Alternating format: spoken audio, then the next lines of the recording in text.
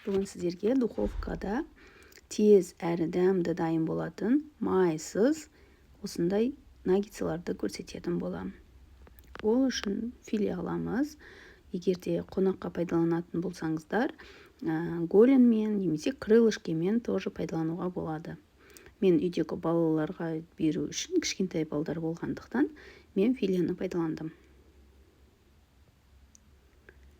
Филені осылай жұқа етіп турап аласыздар.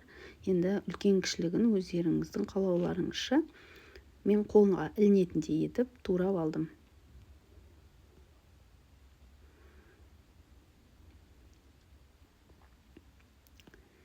Духовкаға пісіретін болғандықтан көп нәрсені қажет етпейді.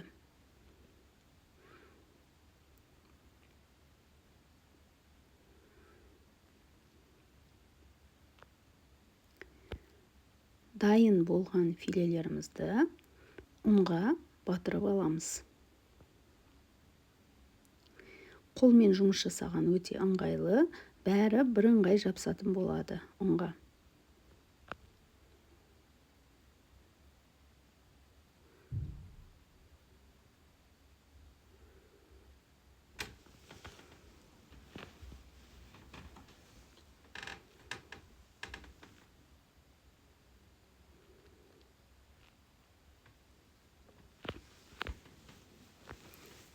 Енді шұңғырлау бір ыдысымызға 3-4 жұмыртқамызды жағып, оған кішкене тұз салып, жақсылап біркелкі етіп араластырып аламыз.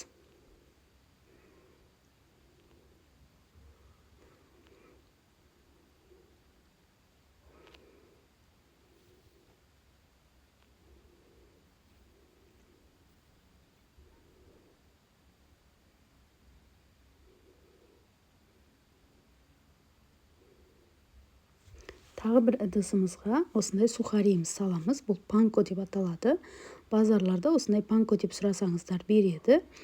Өзінің түсі осындай сары болады. Дайын болған филемізді ұннан алып, жұмыртқаның сарысына батырып, одан кейін панкомызға батырып, теріп шығамыз.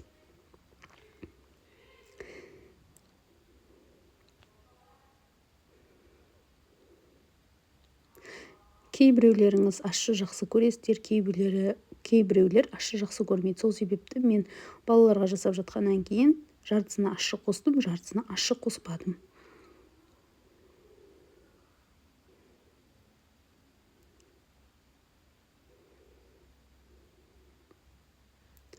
Барлығын листқа біркелкі етіп жинап шығамыз.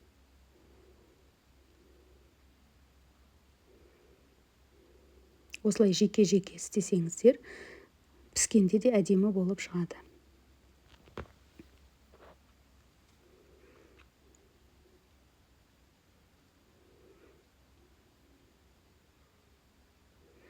Әртүрлі соустармен пайдалануға болады.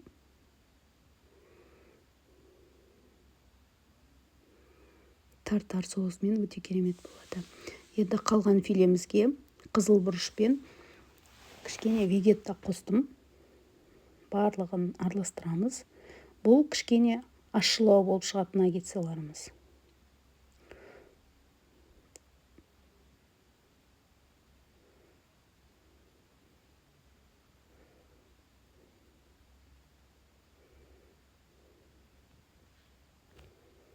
Дайын болды. Енді қызып тұрған духовкада жарты сағатта 200 градуспен пісіреміз. Мінеге осылай қып-қызыл болып, күшті болып шықты.